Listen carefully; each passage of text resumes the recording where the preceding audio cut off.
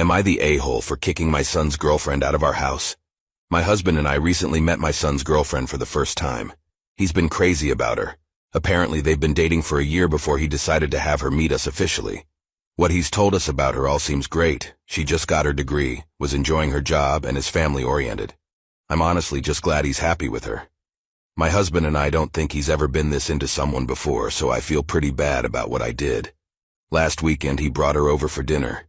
By now we'd been anticipating meeting her with how much our son has been gushing about her, how perfect she is and that she's the one, in his words. They ring the doorbell. We open the door. She looks exactly like her pictures, which is a great start. My son is grinning ear to ear, which is another great start. We invite them in. She accepts my hug and a firm handshake from my husband. And then she opens her mouth and says, "I'm the one your son puts his pee-pee in." To be frank, I was appalled. I expected my husband to laugh as both he and my son are jokers, but this was just too much for me.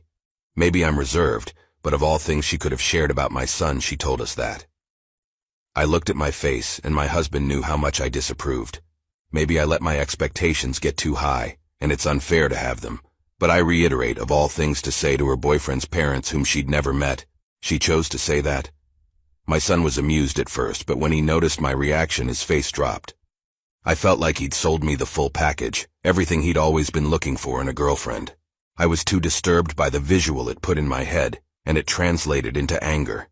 I told her to get out, and I wanted to say more about how gross it made me feel, but I fortunately left it at that. My son didn't want to go, insisting I give her another chance, but I was too fed up and uncomfortable by this point.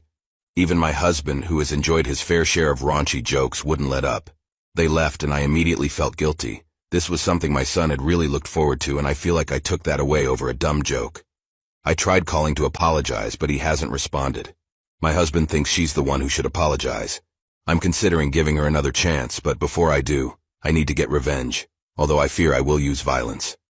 I'm uncomfortable with my trans sister wearing a dress to my wedding. I'm getting married next month. I have one sister who is trans MTF who came out to me 5 years ago and came out to our family recently. I love her very much. We're very close. The issue here is, this is her first time presenting as a woman in public, and I feel like that is taking the attention away from myself and my fiancé. She sent me a message the other day asking if her outfit was okay for my wedding. It was a very tight, very low-cut and revealing sexy cocktail dress. I told her I was uncomfortable with my wedding being the first place she publicly presented as a woman, as the attention would be on her and not me, and that's the one day it should be on me. After I said that, she called me and started yelling at me, calling me transphobic and inattention. Her girlfriend told me I made her incredibly upset and need to apologize and tell her she can wear it. Am I in the wrong? Do I need to apologize? Edit. I should not have posted her physical description. It is irrelevant. I am not uncomfortable with her presenting femininely at my wedding, nor am I uncomfortable with her wearing a dress. I am uncomfortable with that dress, but I fear I may have fumbled the ball. My sister and I have been texting and have had a good chat. I apologized if I made it seem like she had to hide who she was. I told her I had no issues with her wearing what she felt comfortable with, but felt that dress was inappropriate for a wedding guest, and that I felt her using my wedding as the first time she wore a dress was taking attention away from me and my fiancé. She was receptive to this, but said she felt forced to come out, and that wasn't a good feeling. I told her I understand and that I loved her and would support her every step of the way. My fiancé and I have decided to say F it, it's our wedding. If others want to give her attention, then so be it. We know we weren't important to them. Some people have made a point that she wants to feel like herself in our photos, so she can look back on her baby sister's wedding with all love and no discomfort. She has sent me a few other options for herself, some also pretty questionable, and some I quite like.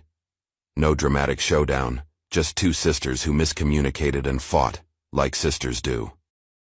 I caught my husband cheating on me with my daughter. I'm a 42-year-old woman in a situation that feels more like a sick and twisted Lifetime movie than real life. A few weeks ago, my world imploded. I discovered my husband, 44, was having an affair. Not just with anyone, but with my own flesh and blood, my 20-year-old daughter. Now she's pregnant, and I am left picking up the shattered pieces of my life. As a mother, My greatest joy and proudest accomplishment has been raising my daughter. She was just a toddler when her biological dad was put away in prison. A few years later, I met my husband, and we decided to build a life together. He's been in her life for so long, he practically raised her. Their bond was strong, but it always seemed like a typical father-daughter connection, or so I thought. When my daughter moved out 2 years ago, I didn't think it was strange that my husband often went to visit her. I would visit her too.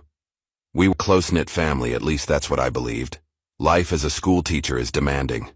Between teaching, grading, and lesson planning, my days are long and tiring. But one day, I happened to return home earlier than usual due to a doctor's appointment. When I walked in, my husband seemed surprised, even nervous. I brushed it off, thinking maybe he was planning a surprise. After all, he had never given me a reason to doubt him. As I settled in for a nap, his odd behavior stayed on my mind. Waking up to find him fast asleep next to me, I decided to satisfy my curiosity. I know snooping isn't right, but something just didn't feel right.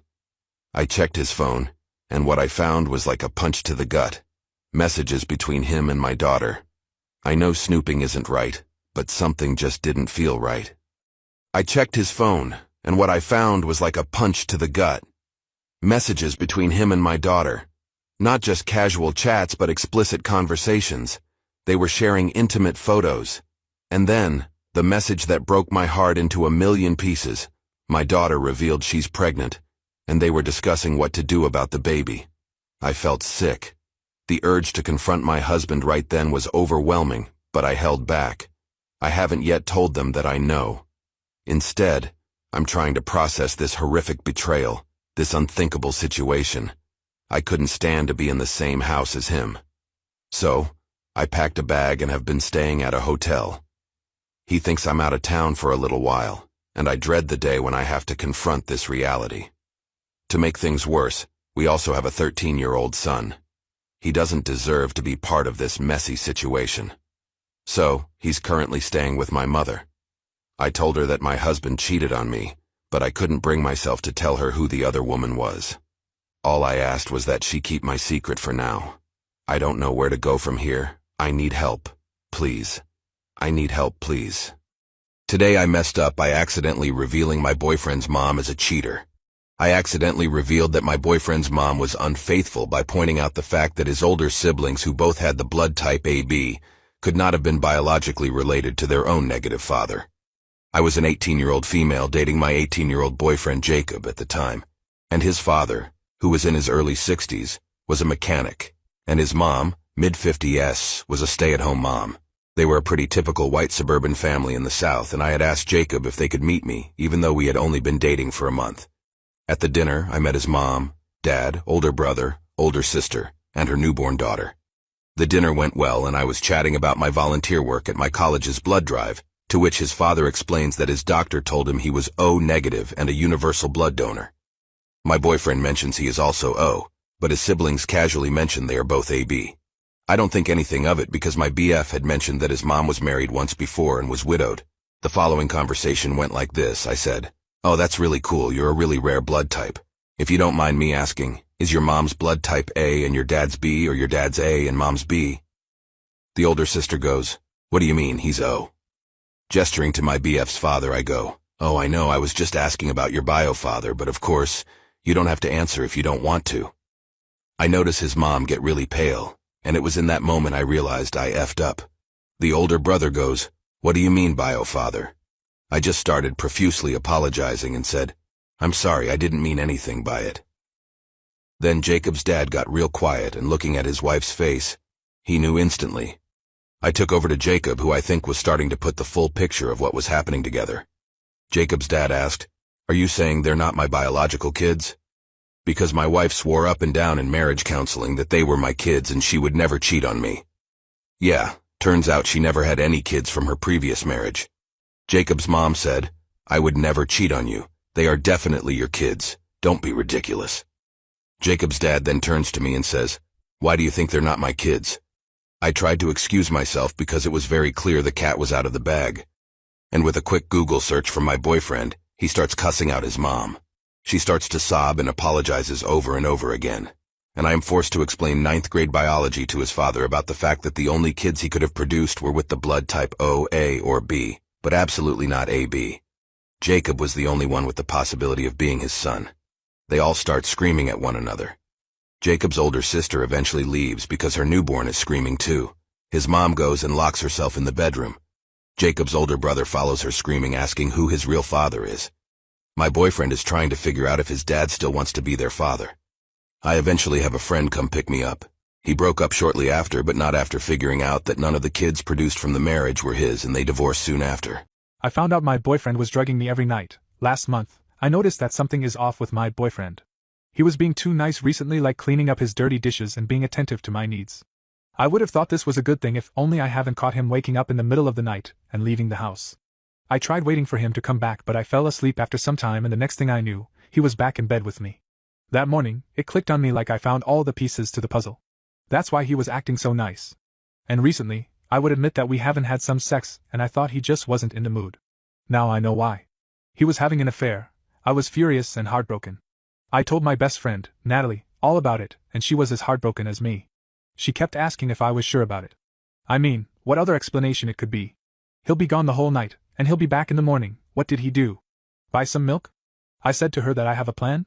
I'm gonna wake up before he does and catch him red-handed. My best friend just nodded and said that was a good idea.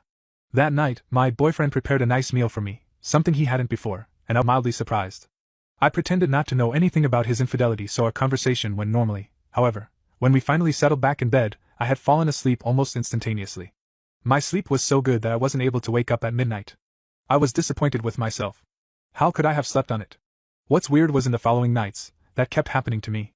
I couldn't wake up in the middle of the night.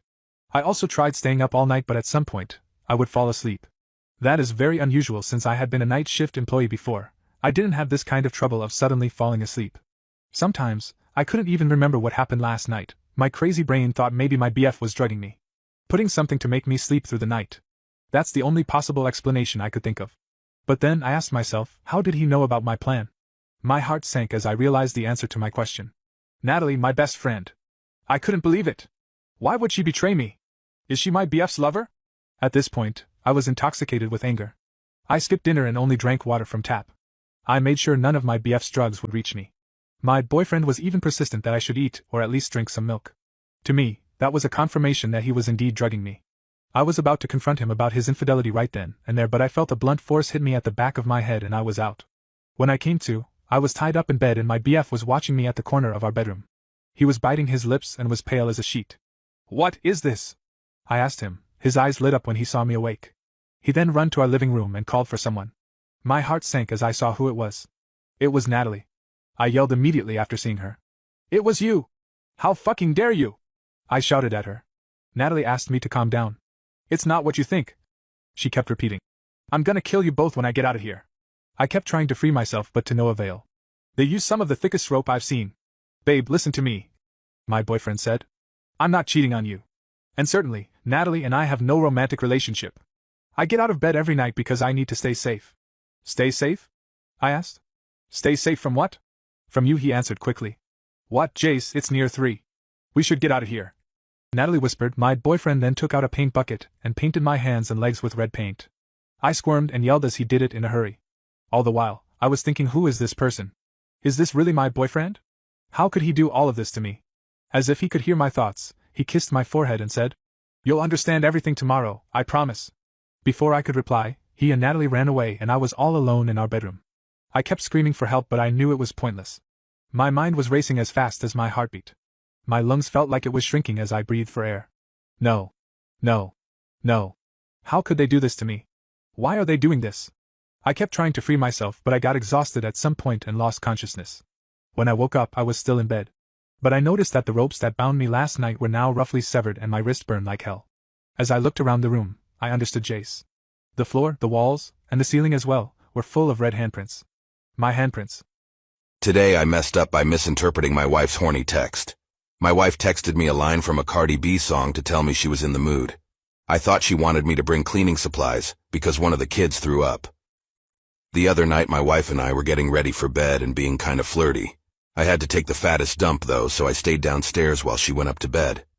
While I was sitting on the toilet, I got a text from her saying, "Bring a bucket and a mop." Then some kissing face emojis. Crap, one of my kids must have thrown up. I finished my toilet biz and went down to the basement to check the cleaning supplies. I found a bucket but couldn't find a mop. I found one of those squeezy sponge things, but the sponge was missing. Figuring the vomit was probably congealing by this point, I just grabbed the bucket and a bunch of paper towels, put on a cleaning apron and some thick hot pink rubber gloves, and ran upstairs. I got to the upstairs bathroom and found no mess. I carried the cleaning supplies down to my kids' rooms but found no vomit.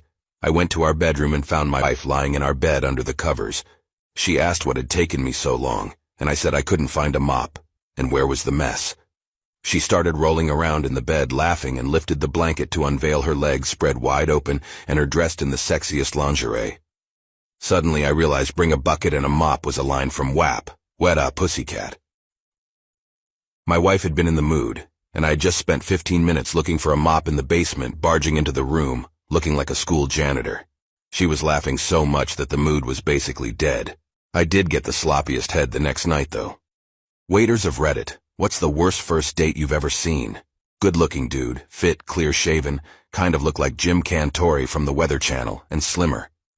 Sitting at the bar going on about how he had a date with this girl that his best friend was crushing on hard, that his friend just refused to ask her out because she was into him instead. He was really getting into his story when she walks in, and he clams up like someone shocked him. She was by anyone's standards drop damn dead good-looking and killing it in a little black dress and high heels. It was really that rip the record kind of moment. Anyway, she comes up and they do the little kissy-huggy greeting, and she orders a tequila shot with the lime. He does one with her and they banter about getting that out of the way, and move into a little more intense banter, and out of the blue this dude whistles at me. Shocked honestly as the bar is pretty empty. He whistles at me again while I'm looking at him trying to figure out if he really just whistled at me like a fucking dog. Yo man, more shots. Disappointed as he really kind of seemed like a nice guy, I go to pour him a shot and let him know I'm not a dog. He does not need to whistle to get a drink. Sure man. No worries, just keep an eye out, we are gonna get lit. Yo. I retire to the sidebar real quick and one of the other guys working that night starts to talk to him, while the girl goes to ladies' room. When she gets back, he whistles at the other bartender again and shouts, "Hey man, where are my shots?" Pronto. This guy starts just hammering shots. Not crazy, but pretty damn quick he is, though, at least 5. Girl only did the one and is sitting there sipping at a wine. The dude, we will now call Yo, starts to get a bit sideways. Nothing big, just loud, laughing at his own jokes, talking over the girl every chance he gets. He then announces that he has to piss on a rock and walks to the back. The girl looks mortified and sad. She is texting away like a madman. Then I hear him in the back raising some cane, and out he comes with a dude under his arm. They sit down and he starts talking to different girl at the bar. He is not really piss drunk but well on his way, and says something out loud to the other girl about gay people and walks outside. His friend follows quickly after and the girl is left at the bar alone. 5 minutes later the friend walks in, sits down, has a drink with the girl. I hear him say that he put him in an Uber and sent him home. They want to go to the place the other dude had reservations for the mat. I honestly thought, Halia, good for you, dude. About 30 minutes later, yo boy walks back in sober as the day he is born. Sits down, waves me over, and apologizes for whistling at me. Did us $20 and buys us a shift drink for when we get off. I was off at this point and sit down to have mine with him.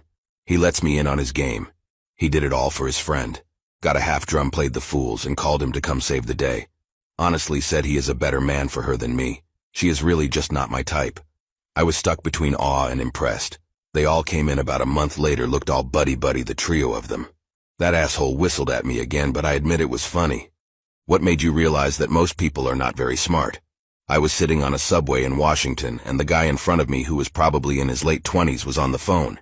He was one of those people who talk on speaker in public places, so I could hear the whole conversation. The person on the phone with him was clearly a scammer. They had an accent I couldn't place and were asking for personal info. I heard the scammer say he was a representative from Google, and there was a security risk in his Google wallet. To fix this issue, he asked the man to verify it's him with his credit card number and security code. At this point, I was expecting this guy to hang up and go about his day, but instead a look of where he comes across his face and he says it's those darn idiots at the bar again, and pulls out his card. I looked up and just before he started speaking to the scammer, I said, Hey dude, that's a scam, just hang up. This dude looked right up at me and said, "Shut up, you don't know what you're talking about. Someone might get my credit card information if I don't do this." In pure amazement, I sat back down and let him proceed. He continued to read the scammer his credit card number and security code on speaker at a crowded subway. When he is finally done with the whole thing, the scammer thanks him for his cooperation, then hung up, and no joke, the person right next to him said, "Wow man, that could have been bad, good thing he verified you credit card, huh?" I just sat in pure dumbfounded amazement for the rest of the ride while the guy sat across from me thinking nothing of it. I am 34 years old, autistic, obese, disabled, ugly, have low testosterone and a small PP. I weigh 407 pounds. I have numerous health issues and have been on several medications where weight gain is a side effect. I'm actually off some now and have lost almost 20 pounds in the past few months. I was born via C-section, so I have not even touched womanhood during birth. I have never touched a woman that wasn't my mother that I can recall. I have not so much as held a girl's hand or got a hug off a girl. I have never had a woman show any interest in me, romantic or otherwise. I don't have many friends anyway, and none of them are female. The few friends I do have are all online. I haven't seen my PP without using a mirror in probably 10 years, maybe longer. I actually haven't left my apartment in almost 9 months. I work from home, get my groceries delivered, pay my bills online, etc. So I really don't have much reason to leave. I have not spoken to another human being in person in probably 7 months now. I haven't exactly been keeping track. My parents are my only real family, but we never talk. I don't really blame anyone else for my problems or the way my life is. The sad thing is I actually prefer my life this way. Other people typically aren't very kind to me because of the way I look. Even if they don't say anything, I'll see people shake their heads, suppress laughter, or even point or take pictures occasionally. I'm definitely used to it by now, but it's definitely been getting to me more in recent years. I think when I turned 30 I realized that even if I lost weight, got out of my wheelchair, fixed my teeth and had a good shave and haircut, I still wouldn't look very good, so I just kinda gave up when the vid hit. I spend the vast majority of my time in solitude. My only prized possession is a pukali necklace. My job doesn't require me to talk to people very often. I barely talk to my online friends or anyone else. I spend most of my time reading. I'm definitely working on trying to step out of my comfort zone, and I want to leave the apartment, but I can't bring myself to pass the threshold of the door. Am I the a-hole for telling a homophobic woman that her boyfriend isn't attractive? I, 17 male, am a waiter for a restaurant, and halfway through my shift, this couple sat down, and I went over to take their orders. The entire time I was getting their orders, the woman was giving me a death stare. I tried to ignore it best I could soon after I brought their food out, and was asking if I could get them more drinks, refills, etc. After I was done talking, the woman sat up and said, "Can you stop flirting with my man?" My response was what you could imagine. Just a very confused face. She then said, "I don't care that you find him attractive, but you don't need to be all over him. And also my boyfriend is normal. He doesn't find guys attractive." At the time it was June, and I was wearing a pride pin, so I guess that's why she thought I was hitting on him. I mean, my company forces all employees to wear it, so I was a bit shocked that she thought that it was some word of statement. I forgot I was at work. So with a disrespectful tone I said, "I don't find him attractive at all, and I'm in a happy relationship." Even though I wasn't in a relationship, that's the only way I know of countering this self-centered beach. I then looked at the guy and said, "Not all women act this way, mate," and I walked away. I, from the kitchen, watched the rest of their date, and it seemed to go awful. The girl ended up storming out. After that I only came back to their table when they were ready to pay. Funny enough, the guy ended up leaving me a huge tip, and that wasn't the only tip we ended. My crazy religious mother thinks I'm a Satan worshiper. My mother divorced my father after finding him smoking grass. This was grounds for divorce to her. She also ended up getting custody of me, which meant hell on earth. I was 16 when I went to live with her, and in her religious house I had no video games, no TV shows, but at least I was allowed a phone. Also, strictly no girls. She told me countless times that if she ever caught me with a girl, she would make me regret it, and would point at a wooden paddle. Not like I could ever get girls anyway. I wasn't very attractive, and due to isolation enforced by my mother, had no friends or social skills. I attended a Catholic school and was very interested in girls. I also had a crush, a girl named Jenny. Her massive honkers were of interest to me. However, I had no hope as I was very unattractive. My face riddled with acne, my body and greasy hair, caused by my mother forbidding shampoo in the house. I tried asking Jenny out, via text, without my mom's knowledge. Jenny screenshotted this message. Unbeknownst to me, Jenny's mother was friends with my mother, and Jenny was also a religious nut. She showed her mom the message who showed mine. My mother laid the smack down on me with a wooden paddle. If you were to look at my backside only, you could easily mistake me for Michael Blackson. I never told anyone what happened, as I was scared by my mother. She also took my phone away for 3 months as punishment, and it so happened to be summer break. Nothing eventful happened in the 3 months, and I got my phone back at the start of the year.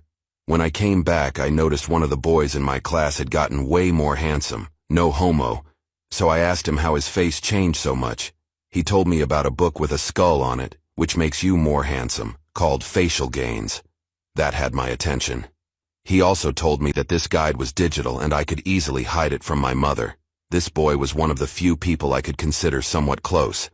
That night I bought my own copy of this guide. I started using it, and my face started changing.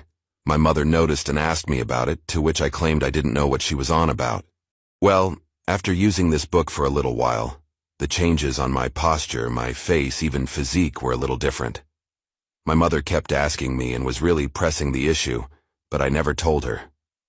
Well, then it happened. I came home from school one day to find her holding my phone, her eyes red with previously shed tears. "I effing knew it," she shrieked.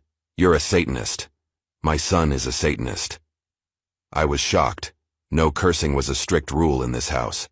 Before I could ask her what this was about, she pulled out my phone and showed me she had found the digital guide. It's black or voice wretched, with a skull on it. A skull. Oh God, please forgive my foolish son. I couldn't believe what I was seeing. A grown woman dropping to her knees and yelling at God for finding a book with a skull. And look at it. This is why you stand so straight now. Why your jaw is so much sharper. Why your whole demeanor has changed. You're straying. After everything I've done. In the middle of her rant, she suffered a panic attack and I had to call the hospital. She was taken away, and I came with her. Thankfully she was okay, but I made the decision to go stay with my older brother, who took me in. I thought this was the end of it, but I couldn't have been more wrong. My boyfriend thinks he is becoming a Chad Sigma male and I want to break up with him. My boyfriend of 3 years has been sweet and caring towards me up until this point. He would always buy me flowers and cook for me sometimes. I was madly in love with him, and I appreciated all his efforts that he put in our relationship. But lately he has been consuming a lot of red pill content. He absolutely loves Mr. Tate. At first I didn't mind because he seemed fine. Moreover, he started going to the gym after he started listening to those podcasts. I was actually happy with this. But lately, he has become this toxic person I don't like. A year ago when we moved in together, we split the chores. Now he says he doesn't want to do that because he is a man, and it is a woman's job.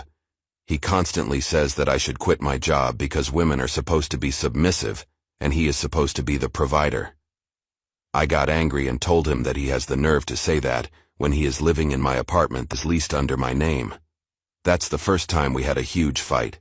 He accused me of cheating because I would hang out with my male friends. He would always share posts about how men don't need women and how they are happier without women. Also some derogatory posts about single mothers and girls with a high body count. I was really disgusted by this. The final straw came when I heard him and his friends talking. His friend cheated on his girlfriend, Gigi. Now she wants to break up with him. My boyfriend laughed and said, "Women." They went on and on about how women are dramatic, and that she should be lucky to have a rich guy like his friend as her boyfriend. It is a man's right to cheat because every great man walked on this planet had multiple wives. After his friend left, I yelled at him for being a misogynist and a hateful person. How can he say something like that about someone who is hurting? He laughed it off by saying, Gigi is now emotional, and she will come back to him. Because women do not care if a man cheats as long as the man provides for her. And his friend is rich, so it wouldn't be a problem. I told him this is really ironic coming from a guy who lives in his girlfriend's apartment and can't even own his place. I know I struck a nerve. He hit the wall beside me and yelled, how it is my fault that he has not progressed yet. And again blamed my job because every successful man had a submissive wife, and if I was like them, he would earn more money. I do not understand what my job has to do with it. It is not making him lose his money or occupying his time. I had enough, so I told him to get out or I will call the police. He stomped out and called me the B word.